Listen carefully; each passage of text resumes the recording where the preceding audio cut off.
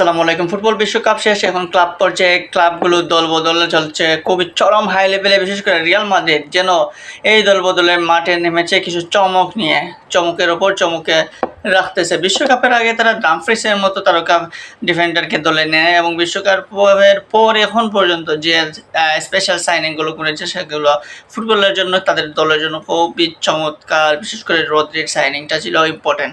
এখন একটা ইম্পর্টেন্ট সাইনিংয়ের পিছনে তারা ঘুরতে ঘুরতে দেখা গেল যে ওকে নেওয়ার কথা কিন্তু নিয়ে নিল অন্য আরেকজনকে। হ্যাঁ, যাদের কথা বলতেছি তারা হচ্ছে বায়ার্ন মিউনিখে খেলা মেচেল ওলিসেকে রিয়াল মাদ্রিদে যোগ দেওয়ার কথা এখন শোনা যাচ্ছিল রিসেন্টলি, এই 2-3 দিন থেকে। কিন্তু সেখানে মিচেল ওলিসে আর কই আসলেন? মিচেল ওলিসেকে আর রিয়াল মাদ্রিদ নিয়ে আসতে পারে নাই, উল্টো রিয়াল মাদ্রিদ মিচেল ওলিসের মতো নিয়ে আরেকটা প্লেয়ারকে তাদের দলে নিয়েছে। তিনি হচ্ছেন আইভরি কোস্টের লেফট উইঙ্গার ইয়ান ডিওমান্দেকে নেওয়ার ফলে ওলিসেকে আর নিতে পারবে বলে আর মনে হচ্ছে না।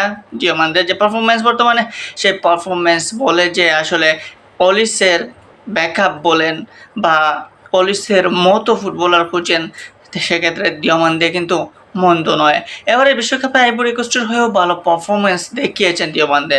এখন ওই ডিওমান্দে যখন রিয়াল মাদ্রিদের জার্সি পরবেন, রিয়াল মাদ্রিদের মতো এত নামি দামি একটা ক্লাব, যে ক্লাবে খেলার স্বপ্ন দেখে প্রত্যেকটা ফুটবলার, সেই দলে যখন আসবে তখন ডিওমান্দে হয়তো আগের চেয়ে আরও বেশি ধারালো হবেন, আগের চেয়ে হয়তো আরও বেশি চাচালো হবেন। সো এটা ডিওমান্দের উপর নির্ভর করবে আসলে রিয়াল মাদ্রিদে তিনি কতটা নিজেকে মানিয়ে নিতে পারবেন বা নিজেকে আসলে কতটা আরও উপরে নিয়ে যেতে পারেন। সো রিয়াল মাদ্রিদ আসলে ওলিসেকে দেখিয়ে কিন্তু ডিওমান্দেকে নিয়ে নিয়েছে। হয়তো ওলিসের স্বপ্ন ছিল রিয়াল মাদ্রিদে খেলা, ওলিসে বলেছিলেনও যে তিনি রিয়াল মাদ্রিদে খেলবেন, কিন্তু বায়ার্ন মিউনিখ আসলে ওলিসেকে ছাড়তেছে না। বায়ার্ন মিউনিখ যদি ওলিসেকে সুন্দরভাবে না ছাড়ে, তাহলে হয়তো ওলিসেও চাচ্ছেন না আসলে বায়ার্ন মিউনিখের সাথে সম্পর্ক খারাপ করে, জোর করে, এরকম কিছু করে এই রিয়াল মাদ্রিদে চলে আসতে। সো ওলিসে মনে করেন যে আসলে এই মৌসুম যেহেতু আমি বলে দিয়েছি যে আমি রিয়াল মাদ্রিদ লাইক করে রিয়াল মাদ্রিদে যাবো, সো এই মৌসুমে বায়ার্ন মিউনিখ যদি আমাকে নাও দেয়, তাহলে পরের মৌসুমে তো আমি নিশ্চিত আসতেছি। এখন একটা বছর বা আগামী সিজনের মাঝামাঝি সময়, এরকম কোনো সময় হয়তো ওলিসেকে আপনি দেখতে পারেন রিয়াল মাদ্রিদে, কিন্তু আপাতত মনে হচ্ছে যে আর রিয়াল মাদ্রিদে ওলিসেকে দেখা যাবে না, কারণ রিয়াল মাদ্রিদে ওলিসের রিপ্লেস হিসাবে ডিওমান্দেকে নিয়ে এসেছে তারা। সো রিয়াল মাদ্রিদের এই সাইনিংগুলো এই ক্লাব পর্যায়ের এই দলবদলের মৌসুম বা দলবদলের সময় আসলে খুবই চমক দেখিয়েছে।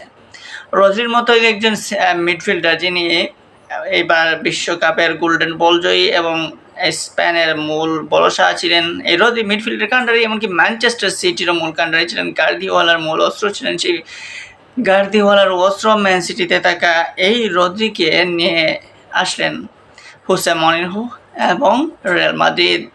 সো এই চমকগুলো আসলে এবারের প্রিমিয়ার লিগ বলেন বা লা লিগা বলেন বা চ্যাম্পিয়ন্স লিগ বলেন, প্রত্যেকটা ফুটবল ক্লাব পর্যায়ে আসলে আরও চমকিয়ে তুলবে, আরও জাঁকজমকপূর্ণ করে তুলবে। খুব দ্রুত ক্লাব পর্যায়ের যুদ্ধ চলে আসবে। সেই যুদ্ধ দেখার জন্য অপেক্ষায় থাকুন। এবং রিয়াল মাদ্রিদের এই সাইনিংগুলো আপনার কাছে কেমন লাগলো একটু বলতে কমেন্ট করে যেতে পারেন।